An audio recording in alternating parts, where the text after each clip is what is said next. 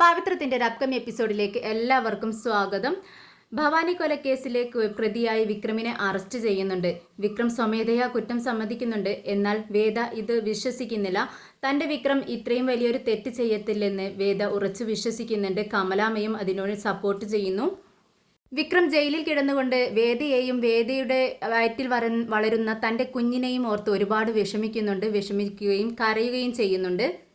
പിന്നീട് വേദ വിക്രമിനെ ജാമ്യത്തിലെടുക്കാൻ വേണ്ടി അഡ്വക്കേറ്റ്സിനെ സമീപിക്കുന്നുണ്ട്. എന്നാൽ വിക്രം സ്വമേധയാ കുറ്റം സമ്മതിച്ചതുകൊണ്ട് ഒന്നും ചെയ്യാൻ പറ്റത്തില്ലെന്ന് പറയുന്നു.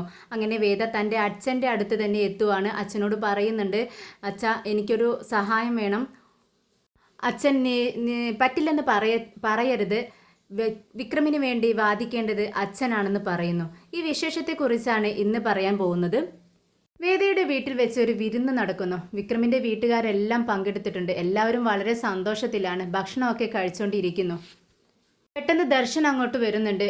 വേഗം പത്മൻ ചോദിക്കുന്നുണ്ട്, അല്ല മോനെ, നീ മാത്രമേ ഉള്ളൂ, അച്ഛനും അമ്മയൊന്നും വന്നില്ലേ എന്ന് ചോദിക്കുകയാണ്. ഇല്ല, എന്നോട് മാത്രം വന്നോളാൻ പറഞ്ഞു, അവർക്ക് സമയമില്ലെന്ന് പറഞ്ഞു ആൻറ്റി, അതുകൊണ്ടാണ് ഞാൻ വന്നതെന്ന് പറയുന്നുണ്ട്. അങ്ങനെ വേദയെ കാണാൻ വേണ്ടി ദർശൻ പോകുന്നുണ്ട്. വേദയുടെ അടുത്തെത്തുന്നതും ദർശൻ തീരെ സന്തോഷമില്ല, വളരെ വിഷമത്തോടെയാണ് സംസാരിക്കുന്നത്. വേദയ്ക്ക് ഒരുപാട് സംശയം തോന്നുകയാണ്. എന്താ ദർശൻ ഇങ്ങനെ, ഇത്രയും നാൾ ഇങ്ങനെയൊന്നും ആയിരുന്നില്ലല്ലോ. തന്നെ കാണുമ്പോൾ വളരെ സന്തോഷത്തിലാണ് സംസാരിക്കുക. അത് തുറന്നു ചോദിക്കുന്നുണ്ട് ദർശനോട്. എന്തു പറ്റി ദർശൻ, നിന്റെ മുഖമെന്താ വല്ലാതിരിക്കുന്നതെന്ന് ചോദിക്കുകയാണ്. ഒന്നുമില്ല വേദേ എന്ന് പറയുന്നുണ്ട്. അല്ല, നിന്നെ ഞാൻ ഇന്നലെയും ഒന്നും കാണുന്നതല്ലല്ലോ, പണ്ട് മുതലേ നിന്റെ മുഖമൊന്ന് വാടിയാൽ എന്താണെന്ന് എനിക്ക് തിരിച്ചറിയാൻ പറ്റും.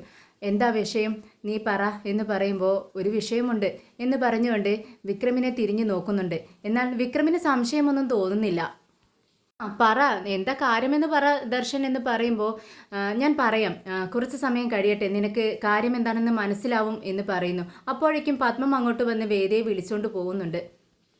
എല്ലാവരും ഭക്ഷണം കഴിച്ചു കഴിഞ്ഞ് കൊച്ചു വർത്തമാനമൊക്കെ പറഞ്ഞ് വിശേഷങ്ങളൊക്കെ പറഞ്ഞുകൊണ്ടിരിക്കുന്ന ടൈമിലാണ് അങ്ങോട്ടേക്ക് പോലീസ് വാഹനം വരുന്നത്. വണ്ടിയുടെ സൗണ്ട് കേട്ട് പത്മം ചോദിക്കുന്നുണ്ട് ശങ്കരനാരായണനോട്, അല്ല എന്താ പോലീസുകാർ ഇങ്ങോട്ട് വരുന്നത് ഈ സമയത്ത്? ഇവിടെ ഇങ്ങനൊരു വിശേഷം നടക്കുന്ന ദിവസമല്ലേ, നിങ്ങൾ അവരോട് ഇങ്ങോട്ടേക്ക് വരാൻ പറഞ്ഞോ എന്ന് ശങ്കരനാരായണനോട് ചോദിക്കുന്നുണ്ട്. ഇല്ല പത്മം, ഞാൻ പറഞ്ഞിട്ടില്ലെന്ന് പറയുന്നു. പെട്ടെന്ന് പോലീസുകാർ അകത്തേക്ക് കയറി വരുന്നുണ്ട്. ശങ്കരനാരായണൻ ചോദിക്കുന്നുണ്ട്, എന്താ കാര്യം, നിങ്ങൾ എന്തിനാണ് ഇങ്ങോട്ട് വന്നതെന്ന് ചോദിക്കുന്നു. പെട്ടെന്ന് ദർശൻ പറയുന്നുണ്ട്, ഞാൻ പറഞ്ഞിട്ട് വന്നതാണ് സർ. ഓക്കെ, എന്താണ് കാര്യമെന്ന് ശങ്കരനാരായണൻ തിരക്കുന്നുണ്ട്. അത് ഒരു കൊലക്കേസ് പ്രതിയെ അറസ്റ്റ് ചെയ്യാൻ വേണ്ടി വന്നതാണ്. കൊലക്കേസ് പ്രതിയോ? എല്ലാവരും അന്തമിട്ട് പരസ്പരം നോക്കുന്നു. കൊലക്കേസ് പ്രതി എന്ന് പറയുമ്പോൾ ഇവിടെ ആ പ്രതി ഉണ്ടെന്നല്ലേ അർത്ഥം? എന്താ പ്രശ്നമെന്ന് ചോദിക്കുന്നുണ്ട്. ഭവാനി കൊലക്കേസ് ഞാൻ അന്വേഷിച്ചു കൊണ്ടിരിക്കുകയാണെന്ന് നിങ്ങൾക്ക് എല്ലാവർക്കും അറിയുന്ന കാര്യമല്ലേ എന്ന് ചോദിച്ചതും വിക്രമിനെ പിടുത്തം കിട്ടി. സംഭവം എന്താണെന്ന് വിക്രമിന് തന്നെ അറസ്റ്റ് ചെയ്യാൻ വേണ്ടി വന്നതാണ് ഇവരെന്ന് വിക്രമിന് മനസ്സിലായി. പെട്ടെന്ന് ദർശൻ പറയുന്നുണ്ട്, ഭവാനി കൊലക്കേസ് പ്രതി ഇവിടെ തന്നെയുണ്ട്, ഇതാ ഈ നിൽക്കുന്ന വിക്രമാണ് പ്രതി എന്ന് പറയുന്നുണ്ട്. ഇത് കേട്ടതും എല്ലാവരും ഞെട്ടുന്നുണ്ട്. ദർശൻ, നീ എന്താണ് ഈ പറയുന്നത്? വായിൽ തോന്നിയതൊക്കെ വിളിച്ചു പറയാമെന്നാണോ നീ വിചാരിച്ചിരിക്കുന്നത്? അവൻ അങ്ങനെയുള്ള ആളല്ല എന്ന് ശങ്കരനാരായണൻ പറയുന്നുണ്ട്. ഉടനെ തന്നെ ദർശൻ പറയുന്നുണ്ട്, അങ്കിൾ എന്താണ് ഈ പറയുന്നത്? ഞാനൊരു തെളിവുകളില്ലാതെ ഇങ്ങനെയൊക്കെ പറയുമെന്ന് അങ്കിളിന് വിശ്വസിക്കുന്നുണ്ടോ? ഇത്രയും നാൾ വിക്രമിനെ ഞാൻ അറസ്റ്റ് ചെയ്യാതിരുന്നത് വ്യക്തമായ തെളിവുകൾ ഇല്ലാത്തത് കൊണ്ടാണ്. പക്ഷേ ഇപ്പോൾ എനിക്ക് തെളിവുകൾ വേണ്ടത്ര ലഭിച്ചിട്ടുണ്ട്. അതുകൊണ്ടാണ് അറസ്റ്റ് ചെയ്യാൻ പോലീസുകാർ എത്തിയിരിക്കുന്നത്. ഇത് കേട്ടതും പത്മം നമ്മുടെ കമലാമ്മ കരച്ചിൽ തുടങ്ങി. ഇല്ല, എൻ്റെ മകൻ ഒന്നും അങ്ങനെയുള്ള തെറ്റൊന്നും ചെയ്യത്തില്ല. എൻ്റെ മകൻ നല്ലവനാണ്. അവൻ അങ്ങനെയുള്ള തെറ്റുകളൊന്നും ചെയ്യില്ല. നിനക്ക് തെറ്റ് പറ്റിയതായിരിക്കും എന്ന് പറയുന്നുണ്ട്. പറഞ്ഞ് വിക്രമിനെ ഓടിച്ചെന്ന് കെട്ടിപ്പിടിക്കുകയാണ്. എല്ലാവരും ഒരേ സ്വരത്തിൽ പറയുകയാണ്, വിക്രം ആ തെറ്റ് ചെയ്യില്ലെന്ന്. ഉടനെ ദർശൻ പറയുന്നുണ്ട്, വിക്രം തെറ്റ് ചെയ്തിട്ടില്ലെന്ന് വിക്രം പറയട്ടെ. വിക്രം ഒരക്ഷരം മിണ്ടുന്നുണ്ടോ? ഇല്ലല്ലോ. നിങ്ങൾ എന്തിനാണ് എന്നോട് ഇത്രയും ചോദ്യം ചോദിക്കുന്നത്? ഒരേ ഒരു ചോദ്യം നിങ്ങൾ വിക്രമിനോട് ചോദിച്ചാൽ മതി. വിക്രം ഈ തെറ്റ് ചെയ്തോ എന്ന് വിക്രമിനോട് ചോദിക്കൂ എന്ന് പറയുകയാണ് ദർശൻ. ഉടനെ വേദ വിക്രമിനോട് പറയുന്നുണ്ട്, വിക്രം നീ എന്താ ഒന്നും മിണ്ടാതെ നിൽക്കുന്നത്? തെറ്റ് ചെയ്തിട്ടില്ലെന്ന് തുറന്നു പറ എന്ന് പറയുമ്പോൾ, സോറി വേദേ, ഞാൻ ആ തെറ്റ് ചെയ്തു. ഭവാനി ഇല്ലാതായത് എൻ്റെ കൈകൾ കൊണ്ടാണെന്ന് വിക്രം കുറ്റം സമ്മതിക്കുകയാണ്.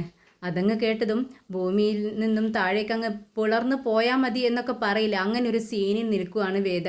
വേദ അങ്ങനെ അങ്ങ് സ്റ്റെക്കായി നിൽക്കുവാണ്. പിന്നീട് മാഷിനോ ശങ്കരനാരായണനോ ഒന്നും ഒരു വാക്കുപോലും സംസാരിക്കാൻ ശബ്ദം പുറത്തേക്ക് വരുന്നില്ല. ഇത്രയും വിശ്വസിച്ചതാണ് വിക്രമിനെ. വിക്രമിൻ്റെ ഭാഗത്ത് നിന്നും വിക്രമിൻ്റെ വായിൽ നിന്ന് തന്നെ ഇങ്ങനൊരു തെറ്റ് ചെയ്തു എന്ന് കേട്ടപ്പോൾ അവരാകെ അന്തിച്ചു നിൽക്കുവാണ്.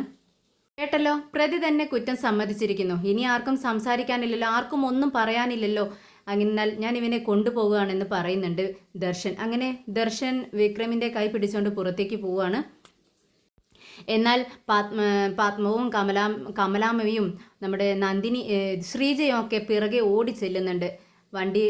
പോലീസ് വാഹനത്തിൻ്റെ അടുത്തേക്ക് ഓടി ചെല്ലുവാണ്. ഇല്ല, ഞങ്ങളുടെ വിക്രം ഇങ്ങനെ ഒന്നും ചെയ്യില്ല, നിങ്ങൾക്ക് എന്തെങ്കിലും തെറ്റ് പറ്റിയതായിരിക്കും, എന്തോ അബദ്ധം പറ്റിയിട്ടുണ്ട്. വിക്രം ഇങ്ങനെ ഒരു സ്വഭാവമുള്ള ആളല്ല. അടിപിടി കേസിലൊക്കെ ഉണ്ടെങ്കിലും അവനക്ക് ഒരാളെ കൊല്ലാൻ പറ്റത്തില്ല, അത് ഞങ്ങൾക്ക് അറിയാവുന്ന കാര്യമാണ്. എന്തോ തെറ്റ് പറ്റിയിട്ടുണ്ട്, നിങ്ങൾ അന്വേഷിക്കണം എന്ന് പറഞ്ഞ് എൻ്റെ വിക്രമിനെ കൊണ്ടുപോകരുത് എന്ന് പറഞ്ഞ് പിറകെ ഓടി ചെല്ലുകയാണ്. എങ്കിലും അവർ അതൊന്നും ഗൗനിക്കുന്നില്ല. പെട്ടെന്ന് വിക്രമിനെയും കൊണ്ട് സ്റ്റേഷനിലേക്ക് പോകുന്നുണ്ട്. പെട്ടെന്ന് കമലാമ്മ മാഷിൻ്റെ അടുത്തേക്ക് ഓടി വരുന്നുണ്ട്. നിങ്ങൾ എന്താ ഇങ്ങനെ നിൽക്കുന്നത്, എന്തെങ്കിലും ഒന്ന് ചെയ്യേ, വിക്രമിനെ സ്റ്റേഷനിലേക്ക് കൊണ്ടുപോയി നിങ്ങൾ അങ്ങോട്ടൊന്ന് ചെല്ല് എന്ന് പറയുന്നുണ്ട്. ഉടനെ മാഷ് പറയുന്നുണ്ട്, എന്താ കമലം നീ പറയുന്നത്, അവൻ തെറ്റ് ചെയ്തു എന്ന് അവൻ തന്നെ പറഞ്ഞത് നീ കേട്ടതല്ലേ, ഇനി എനിക്ക് എന്ത് ചെയ്യാനാണ്, അവൻ നമ്മെ പറ്റിച്ചു, നമ്മളെ വിശ്വസിച്ച് ഇത്രയും നാൾ നമ്മളെ വിശ്വസിപ്പിച്ച് നമ്മളെ കബളിപ്പിക്കുകയായിരുന്നു അവൻ. പണ്ട് അവൻ കഞ്ചാവ് കേസിൽ മയക്കുമരുന്ന് കേസിൽ പിടിയിലായപ്പോൾ അവൻ്റെ സ്വഭാവം അത്തരത്തിലുള്ളതാണ് ഞാൻ നിന്നോട് പറഞ്ഞതല്ലേ, നീ അത് വിശ്വസിച്ചില്ല. ഇപ്പോൾ നിനക്ക് വിശ്വാസമായല്ലോ. അവൻ തെറ്റ് ചെയ്തു എന്ന് അവൻ്റെ നാവ് കൊണ്ട് തന്നെ അവൻ പറഞ്ഞു. ഇനി എനിക്കൊന്നും ചെയ്യാനില്ല, അവനെ നീ വിശ്വസിക്കേണ്ട വേദേ അല്ല കമലം എന്ന് പറയുകയാണ്. എന്നാൽ ശങ്കരനാരായണനും ഇതേ അവസ്ഥയിൽ തന്നെയാണ്. ശങ്കരനാരായണൻ പറയുന്നുണ്ട്, എന്നാലും അവൻ എന്നെ ഇങ്ങനെ വിശ്വസിച്ച് ചതിക്കുമെന്ന് ഞാൻ വിശ്വസിച്ചില്ല. ഞാൻ അവനെ എത്രമാത്രം സ്നേഹിച്ചു പോയി, അവൻ എന്നോട് ഈ ചതി ചെയ്യേണ്ടായിരുന്നു എന്ന് പറയുന്നുണ്ട്. എന്നാൽ ഇതിലെല്ലാം സന്തോഷിക്കുന്നത്, വിക്രമിനെ പോലീസ് കൊണ്ടുപോയപ്പോൾ സന്തോഷിക്കുന്ന രണ്ട് വ്യക്തികളുണ്ട്, നമ്മുടെ ശ്രീയും വർഷയും. അവർ സന്തോഷം കൊണ്ട് ഉള്ളാലെ ചിരിച്ചുകൊണ്ടിരിക്കുകയാണ്. എന്നിട്ട് ശങ്കരനാരായണനോട് പറയുന്നുണ്ട്, അച്ഛനോട് ഞാൻ അപ്പോഴേ പറഞ്ഞതല്ലേ അവൻ്റെ സ്വഭാവം ശരിയല്ലെന്ന്, അവൻ അത് നന്നാവത്തില്ലെന്ന് ഞാൻ പറഞ്ഞതാണ്. അപ്പോൾ അച്ഛനെ വിശ്വസിച്ചില്ല. ഇപ്പോൾ ഒരുപാട് അവനെ അങ്ങ് വിശ്വസിച്ച് അവൻ അച്ഛനോട് തെറ്റ് ചെയ്തു എന്ന് കേട്ടപ്പോൾ അച്ഛനാകെ തകർന്നു പോയില്ലേ എന്ന് ചോദിക്കുകയാണ്. എന്നാൽ വേദ ഒരക്ഷരം പോലും വേണ്ടുന്നില്ല. എല്ലാവരും വിക്രമിനെക്കുറിച്ചും അവൻ ചെയ്ത തെറ്റിനെക്കുറിച്ചും ഒക്കെ സംസാരിച്ചുകൊണ്ടിരിക്കുമ്പോൾ വേദ ഒരക്ഷരം വേണ്ടാതെ ആകെ കണ്ണും തുറന്ന് ഒരേ ഇരിപ്പ്, ഒരേ നോട്ടം അങ്ങനെ ഇരിക്കുകയാണ്. ഇത് കണ്ടതും പത്മം പറയുന്നുണ്ട്, മോളെ നീ എന്താ ഇങ്ങനെ ഇരിക്കുന്നത്, എന്തെങ്കിലും ഒന്ന് പറ, നിന്റെ മനസ്സിലെ വിഷമങ്ങൾ ഒന്ന് പൊട്ടിക്കരഞ്ഞെങ്കിലും തീർക്ക്, അമ്മയോട് പറ, നിനക്ക് എന്താ തോന്നുന്നതെന്ന് ചോദിക്കുകയാണ്. ഉടനെ തന്നെ വേദ പറയുന്നുണ്ട്, എന്തിനാ അമ്മേ ഞാൻ വിഷമിക്കുന്നത്, എനിക്ക് ഒട്ടും വിഷമമില്ല. നിനക്ക് വിഷമമില്ലെന്നോ? അതെ അമ്മേ, ഞാൻ വിഷമിക്കേണ്ടത് എന്തിനാണ്, എൻ്റെ വിക്രം ഒരു തെറ്റും ചെയ്തിട്ടില്ലെന്ന് എനിക്കറിയാം, അവൻ തെറ്റ് ചെയ്യത്തില്ല, ഇത്രയും വലിയൊരു തെറ്റ് ചെയ്യത്തില്ല, അടിപിടി കേസിലൊക്കെ അവൻ ഉണ്ടായിരിക്കാം, പക്ഷേ ഇങ്ങനെ തെറ്റ് ചെയ്യാൻ എൻ്റെ വിക്രമിന് ഒരിക്കലും പറ്റില്ല, ഞാൻ വിശ്വസിക്കുന്നു എന്ന് പറയുകയാണ്. പക്ഷേ ശങ്കരനാരായണൻ പറയുന്നുണ്ട്, എന്താ മോളെ നീ പറയുന്നത്, അവൻ സ്വയം കുറ്റം സമ്മതിച്ചു. മാഷും ചോദിക്കുന്നുണ്ട്, മോളെ അവന് കുറ്റം സമ്മതിച്ചില്ല, ഇനി എന്താ നീ അവനെ വിശ്വസിക്കുന്നത്, എന്ത് അടിസ്ഥാനത്തിലാണതെന്ന് ചോദിക്കുകയാണ്. ഉടനെ തന്നെ വേദ പറയുന്നുണ്ട്, ഇല്ല അച്ഛാ, എൻ്റെ വിശ്വാസം അതാണ് എനിക്ക് വലുത്. പക്ഷേ ശ്രീയും പറയുന്നുണ്ട്, നീ വെറുതെ ആശിച്ചിരിക്കേണ്ട വേദേ, അവൻ സ്വമേധയാ കുറ്റം സമ്മതിച്ചില്ലേ, അവൻ നല്ലവനല്ല. പെട്ടെന്ന് ദേഷ്യത്തോടെ വേദ പറയുന്നുണ്ട്, ആരും ഒരക്ഷരം മിണ്ടിപ്പോകരുത്, എൻ്റെ വിക്രം അങ്ങനെ ചെയ്തിട്ടില്ലെന്ന് നിങ്ങളുടെ മുന്നിലെല്ലാം ഞാൻ തെളിയിച്ചിരിക്കും എന്ന് പറഞ്ഞുകൊണ്ട് പെട്ടെന്ന് കമലാമ്മയുടെ അടുത്തേക്ക് ചൊല്ലുകയാണ്. കമലാമ്മയുടെ കൈ പിടിച്ചുകൊണ്ട് പറയുന്നുണ്ട്, അമ്മേ നമുക്ക് നമ്മുടെ വീട്ടിലേക്ക് പോകാം വാ എന്ന് പറഞ്ഞുകൊണ്ട് പുറത്തേക്ക് ഇറങ്ങുകയാണ്. അപ്പോഴേക്കും ശ്രീയും നമ്മുടെ ശ്രീജയും നന്ദിനിയും വിശ്വവും മാഷും ഒക്കെ പിറകെ ചെല്ലുന്നുണ്ട്. അങ്ങനെ അവർ വീട്ടിലേക്ക് പോവുകയാണ്. ഇതേ സമയം വിക്രം ജയിലിലാണ്. ഭക്ഷണം കൊണ്ടുവന്ന് കൊടുക്കുന്നുണ്ട് പോലീസുകാർ. എന്നിട്ട് വിക്രമിനോട് പറയുന്നുണ്ട്, വിക്രം നീ ഇങ്ങനെ ഭക്ഷണം കഴിക്കാതിരുന്നിട്ട് എന്താ കാര്യം, ഒരു കാര്യവുമില്ല, പിന്നെ നീ തെറ്റ് ചെയ്തിട്ടുണ്ടോ ഇല്ലേ എന്നല്ല, നീ ഇപ്പോൾ ഭക്ഷണം കഴിക്കേ, കരഞ്ഞുകൊണ്ടിരിക്കാതെ ഭക്ഷണം കഴിക്കടാ എന്ന് പറയുന്നുണ്ട് പോലീസുകാരൻ. എന്നാൽ വിക്രം കരഞ്ഞുകൊണ്ടിരിക്കുകയാണ്. വിക്രത്തിൻ്റെ കണ്ണിൽ നിന്നും കണ്ണുനീരിങ്ങനെ ഒഴുകുന്നുണ്ട്. ഒപ്പമുള്ളവർ ഈ പറയുന്നുണ്ട്, വിക്രം നീ ഇങ്ങനെ വിഷമിച്ചിരിക്കല്ലേ, ഭക്ഷണം കഴിക്കേ, ഒന്നും കഴിച്ചില്ലല്ലോ എന്ന് പറയുന്നുണ്ട്. എനിക്ക് വേണ്ട, നിങ്ങൾ കഴിച്ചോ എന്ന് പറയുവാണ്. അവർ കഴിക്കാനായി തുടങ്ങുന്നുണ്ട്. പക്ഷേ വിക്രം സങ്കടപ്പെട്ട് കരയുവാണ്. ഞാൻ എൻ്റെ വേദിയെ ചതിച്ചു. അവൾക്ക് ഞാനൊരു വാക്ക് കൊടുത്തിട്ടുണ്ടായിരുന്നു, അതെനിക്ക് പാലിക്കാൻ കഴിഞ്ഞില്ല. അവളെയും അവളുടെ വയറ്റിൽ വളരുന്ന കുഞ്ഞിനെയും ഞാൻ ചതിച്ചില്ലേ എന്ന് പറഞ്ഞുകൊണ്ടാണ് വിക്രം കരയുന്നത്.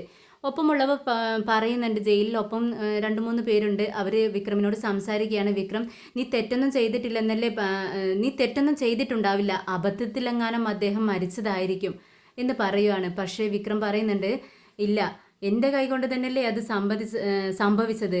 അബദ്ധത്തിലാണെങ്കിലും അല്ലെങ്കിലും അത് കുറ്റം തെറ്റ് തന്നെയല്ലേ. ഞാൻ തെറ്റ് ചെയ്തു, അതെനിക്കറിയാം. ഇനി എൻ്റെ മനസ്സാക്ഷി തന്നെ എന്നോട് പൊറുക്കത്തില്ല. എന്നെക്കുറിച്ചല്ല, എൻ്റെ വേദയെക്കുറിച്ചും എൻ്റെ അച്ഛനെക്കുറിച്ചും ശങ്കരനാരായണൻ സാറിനെ കുറിച്ചൊക്കെയാണ് എനിക്ക് വിഷമം. അദ്ദേഹം എന്നെ ഒരു ഗവൺമെൻറ് ജോലിക്കാരനായി കാണാൻ വേണ്ടി എത്രമാത്രം ശ്രമിച്ചു, അതെല്ലാം വിഫലമായില്ലേ. ഇതൊക്കെ ആലോചിച്ചിട്ടാണ് എനിക്ക് സങ്കടമെന്ന് പറഞ്ഞുകൊണ്ട് മുഖത്ത് കൈപൊത്തിക്കൊണ്ട് വിക്രം കരയുന്നുണ്ട്. വിക്രമിൻ്റെ ഈ സങ്കടം കണ്ട് ആർക്കും തന്നെ ഭക്ഷണം കഴിക്കാൻ കഴിയുന്നില്ല. എല്ലാവരും ഭക്ഷണം കഴിക്കാതെ അടച്ചു വെച്ചുകൊണ്ടിരിക്കുകയാണ്. ഇതേ സമയം കമലാമ്മ വിക്ഷത്തിൻ്റെ മോളെയും കെട്ടിപ്പിടിച്ചുകൊണ്ട് കരയുവാണ്. കമലാമ്മ പറയുന്നുണ്ട്, ഇനി ഞാൻ എന്ത് ചെയ്യും? വേദയുടെ വയറ്റിൽ വളരുന്ന കുഞ്ഞിൻ്റെ കാര്യം, അവളുടെ കാര്യം, ഇത് രണ്ടും ആലോചിച്ചിട്ടാണ് എനിക്ക് വിഷമം. എൻ്റെ മകൻ അങ്ങനെ ഒരു തെറ്റ് ചെയ്യത്തില്ല. ഇനി ഞാൻ എങ്ങനെ രക്ഷപ്പെടുത്തി കൊണ്ടുവരും? ഈ സമയത്ത് തന്നെ ദൈവം ചതിച്ചല്ലോ. ഇത് രാധയുടെ അമ്മയുടെ ശാപമായിരിക്കും. അവൾ അന്ന് നമ്മുടെ അമ്പലത്തിൽ വെച്ച് കണ്ടപ്പോൾ ശപിച്ചില്ലേ എന്ന് പറയുവാണ്. ഇത് കേട്ടത് നന്ദിനി പറയുന്നുണ്ട്, അമ്മ എന്താ ഈ പറയുന്നത്? ദൈവത്തെ കുറ്റപ്പെടുത്തുവാണോ? വിക്രം തെറ്റ് ചെയ്തു എന്ന് വിക്രം തന്നെ സമ്മതിച്ചിരിക്കുന്നു. എന്തായാലും അക്കാര്യത്തിൽ സംശയമൊന്നുമില്ല എന്ന് പറയുമ്പോഴേക്കും വേദ പുറത്തുനിന്ന് കയറി വരുന്നുണ്ട്. കമലാമ്മ പെട്ടെന്ന് വേദയുടെ അടുത്തേക്ക് ചെല്ലാണ്. മോളെ വേദ, പോയ കാര്യം എന്തായി? വക്കീലിനെ കിട്ടിയോ? വിക്രമിനെ കേസ് വാദിക്കാനായി വക്കീലിനെ റെഡിയാക്കിയോ എന്ന് ചോദിക്കുകയാണ്. പെട്ടെന്ന് വേദ നിരാശയോടെ പറയുന്നുണ്ട്, ഇല്ല അമ്മേ, ഞാൻ വക്കീൽമാരോടൊക്കെ സംസാരിച്ചു. പക്ഷേ അവരെല്ലാം പറയുന്നത് വിക്രം സ്വമേധയാ കുറ്റം സമ്മതിച്ചതുകൊണ്ട് ഇനി ഇതിൽ പ്രതീക്ഷയൊന്നും വേണ്ട. ഈ കേസ് വിജയിക്കുന്നതിൽ അത്ര ഉറപ്പില്ല അവർക്ക്, അതുകൊണ്ട് ഈ കേസ് ഏറ്റെടുക്കുന്നില്ല അമ്മേ എന്ന് പറയുകയാണ്.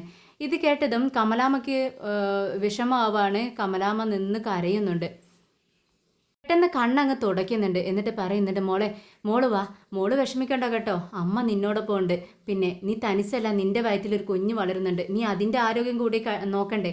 രാവിലെ മുതൽ ഒന്നും കഴിക്കാതെ ഇരിക്കുകയല്ലേ, നീ വാ, അമ്മ നിനക്ക് എന്തെങ്കിലും എടുത്തു തരാമെന്ന് പറയുന്നുണ്ട്. വേണ്ട അമ്മേ, എനിക്ക് വിശപ്പില്ല എന്ന് പറയുകയാണ്. പക്ഷേ നമ്മുടെ ശ്രീജ പറയുന്നുണ്ട്, വേദേ, നീ ഭക്ഷണം കഴിക്കാതിരിക്കരുത്. നിന്റെ വയറ്റിൽ വളരുന്ന കുഞ്ഞിൻ്റെ ആരോഗ്യം കൂടി നീ നോക്കണം. നിനക്ക് വേണ്ടെങ്കിലും നീ ഭക്ഷണം കഴിക്കണം ആ കുഞ്ഞിന് വേണ്ടി എന്ന് പറയുകയാണ്. അപ്പോൾ വേദ ഒന്നും വേണ്ടുന്നില്ല, നീ പോയി ഭക്ഷണം എടുത്തുകൊണ്ട് വാ, ഞാൻ അവൾക്ക് കൊടുക്കാമെന്ന് പറയുന്നുണ്ട് കമലാമ്മ. പെട്ടെന്ന് ശ്രീജ ചെന്ന് ഭക്ഷണം എടുത്തുകൊണ്ട് വന്ന് കമലാമ്മയുടെ കയ്യിൽ കൊടുക്കുവാണ്. കമലാമ്മ വേദയ്ക്കത് വാരി കൊടുക്കുന്നുണ്ട്. അങ്ങനെ കുറേശ്ശെയായി വേദ മനമില്ലാ മനസ്സോട് കൂടിയ ഭക്ഷണം കഴിക്കുകയാണ്. പക്ഷേ നമ്മുടെ നന്ദിനി ഓരോ കുത്തുവാക്കുകൾ ഇങ്ങനെ പറഞ്ഞുകൊണ്ടിരിക്കുകയാണ്. നന്ദിനി പറയുന്നുണ്ട്, എന്തായാലും വിക്രം കുറ്റം സമ്മതിച്ച സ്ഥിതിക്ക് ഒരു 10-12 വർഷത്തേക്കെങ്കിലും അവൻ ജയിലിൽ കിടക്കേണ്ടി വരും. വേദേ, നീ തനിച്ച് ജീവിക്കാൻ ഇപ്പോൾ തന്നെ പഠിച്ചോ. പിന്നെ നിന്റെ കുഞ്ഞിനെ വളർത്താനും വളർത്തേണ്ടത് നീ തനിച്ചായിരിക്കും. അതുകൊണ്ട് നിന്റെ മനസ്സിന് കുറച്ച് കരുത്ത് വരുത്തുന്നത് നല്ലതാണെന്ന് നന്ദിനി പറയാണ്. ഉടനെ ശ്രീജയ്ക്ക് ദേഷ്യം വരുന്നുണ്ട്. വേദ ഇപ്പോൾ തന്നെ വളരെ ബുദ്ധിമുട്ടിയും വളരെ വിഷമത്തിലാണ് ഇരിക്കുന്നത്. നീ അത് കൂട്ടാൻ വേണ്ടി വെറുതെ ഒന്ന് വാവിട്ട് പറഞ്ഞുകൊണ്ടിരിക്കല്ലേ നന്ദിനി, നീ ഒന്നും മിണ്ടാതിരിക്കുകയോ എന്ന് പറഞ്ഞ് ചീത്ത പറയുന്നുണ്ട് ശ്രീജ. എന്നാൽ വിശ്വവും പറയുന്നുണ്ട്, നീ അവളെ വഴക്ക് പറഞ്ഞിട്ട് കാര്യമില്ല ശ്രീജയെ, അവൾ പറയുന്നതിലും കാര്യമുണ്ട്. വിക്രം സ്വമേധയാ കുറ്റം സമ്മതിച്ചു, അതാണ് ഇവിടുത്തെ പ്രശ്നം. അവൻ നുണ പറയുന്ന ആളല്ല, അവൻ സത്യം മാത്രമേ പറയത്തുള്ളൂ. അതിനർത്ഥം അവൻ അത് ചെയ്തു എന്നല്ലേ. എന്നാലും നമുക്ക് അവനെ പുറത്തു കൊണ്ടുവരാൻ വേണ്ടി ശ്രമിക്കാം. വേദേ, നമുക്ക് നല്ലൊരു വക്കീലിനെ തന്നെ ഏർപ്പാടാക്കണം. അവനെ ജയിലിൽ കിടക്കാൻ നമുക്ക് അനുവദിക്കരുത്, ജാമ്യത്തിൽ എടുക്കണം എന്ന് പറയുന്നുണ്ട്. വേദ എന്തോ ചിന്തിച്ചുകൊണ്ടിരിക്കുകയാണ്. ഇതേ സമയം ശ്രീ ശങ്കരനാരായണനോട് വിക്രമിൻ്റെ കുറ്റങ്ങളെല്ലാം ഇങ്ങനെ പറഞ്ഞുകൊണ്ടിരിക്കുകയാണ്. കിട്ടിയ ചാൻസ് മുതലാക്കുകയാണ് ശ്രീ. അപ്പോഴും ഞാൻ അച്ഛനോട് പറഞ്ഞതല്ലേ, അവനെ വിശ്വസിക്കേണ്ട, അവൻ അത്ര നല്ല ആളൊന്നുമല്ല. ക്രിമിനൽ എപ്പോഴും ക്രിമിനൽ ബാക്ക്ഗ്രൗണ്ട് ഉള്ളവർ എന്നും ക്രിമിനലായി തന്നെ ഇരിക്കും അവൻ ചെറുപ്പം മുതൽ അങ്ങനെ വളർന്നില്ല അച്ഛാ. ഇനി അത് മാറ്റാനൊന്നും പറ്റത്തില്ല എന്നൊക്കെ പറഞ്ഞുകൊണ്ടിരിക്കുകയാണ് ശ്രീ. ഇത് കേട്ടതും ശങ്കരനാരായണൻ ഒന്നും മിണ്ടുന്നില്ല. പക്ഷേ ശ്രീ വീണ്ടും വീണ്ടും ഇങ്ങനെ പറഞ്ഞുകൊണ്ടിരിക്കുകയാണ്. അപ്പോഴേ ഞാൻ പറഞ്ഞതാ, വേണ്ട വേണ്ട അവനിങ്ങനെ സ്നേഹിക്കണ്ടെന്ന്. ഇപ്പോൾ കണ്ടില്ലേ, അവൻ തിരിച്ച് നല്ല ഒരു അടി തന്നെ അച്ഛൻ്റെ തലക്കിട്ട് തന്നെ തന്നില്ലേ. അതുകൊണ്ട് അച്ഛൻ ഒരുപാട് തകർന്നു പോയി അല്ലേ അച്ഛാ. എന്തായാലും ഇനി ഞാൻ പറയുന്നത് വിശ്വസിക്കണം അച്ഛൻ. അവൻ ഇതിലപ്പുറം തെറ്റുകൾ ചെയ്തിട്ടുണ്ടാവും. ഒന്നൊന്നായി ഇനിങ്ങനെ തെളിഞ്ഞു വരും അച്ഛാ എന്ന് പറഞ്ഞുകൊണ്ടിരിക്കുമ്പോഴാണ് പെട്ടെന്ന് വേദ അങ്ങോട്ട് കയറി വരുന്നത്. വേദയെ കണ്ടതും ശങ്കരനാരായണന് ഒരുപാട് വിഷമം തോന്നുന്നുണ്ട്. മോള് വാ, മോള് വന്നിവിടെ ഇരിക്കേ എന്ന് അമ്മ അമ്പലത്തിലേക്ക് പോയിരിക്കുകയാണ്, നിങ്ങൾക്ക് വേണ്ടി പ്രാർത്ഥിക്കാൻ എന്ന് പറയുന്നുണ്ട്. ശരി അച്ഛാ, ഞാൻ അച്ഛനെ കാണാൻ വേണ്ടി വന്നതാ. എനിക്ക് അച്ഛനോടൊന്ന് സംസാരിക്കാനുണ്ടെന്ന് പറയുന്നു. അതിനെന്താ, മോള് സംസാരിച്ചോ, അച്ഛൻ എന്തും കേൾക്കാൻ റെഡിയാണെന്ന് പറയുന്നുണ്ട്. ഉടനെ വേദ പറയുന്നുണ്ട്, ഞാനൊരു കാര്യം പറഞ്ഞാൽ അച്ഛൻ അത് സാധിപ്പിച്ചു തരുമോ എന്ന് ചോദിക്കുകയാണ്. ഉടനെ ശങ്കരനാരായണൻ പറയുന്നുണ്ട്, മോൾ എന്ത് കാര്യം പറഞ്ഞാലും അത് നല്ലതിന് വേണ്ടിയാണ് എന്ന് എനിക്കറിയാമല്ലോ. അതുകൊണ്ട് തന്നെ അച്ഛൻ ഇന്നേ വരെ നിൻ്റെ ആഗ്രഹങ്ങൾ എന്തെങ്കിലും സാധിപ്പിച്ച് തരാതിരുന്നിട്ടുണ്ടോ, നീ പറ എന്ന് പറയുമ്പോൾ വേദ പറയുന്നുണ്ട്, അച്ഛാ അതെല്ലാം എൻ്റെ ആഗ്രഹങ്ങളായിരുന്നു. പക്ഷേ ഞാൻ ഇപ്പോൾ പറയാൻ പോകുന്നത് എൻ്റെ ആവശ്യമാണ്. അത് അച്ഛൻ നോ എന്ന് പറയരുത്, അത് നടത്തി തരണമെന്ന് പറയുന്നു. ഉടനെ തന്നെ ശങ്കരനാരായണൻ, നീ പറ മോളെ എന്താ കാര്യമെന്ന് ചോദിക്കുന്നുണ്ട്. അച്ഛാ, വിക്രമിൻ്റെ കേസ് അച്ഛൻ വാദിക്കണം എന്ന് പറയുകയാണ്. ഉടനെ തന്നെ അത് കേട്ട് ഞെട്ടുന്നുണ്ട് ശങ്കരനാരായണൻ.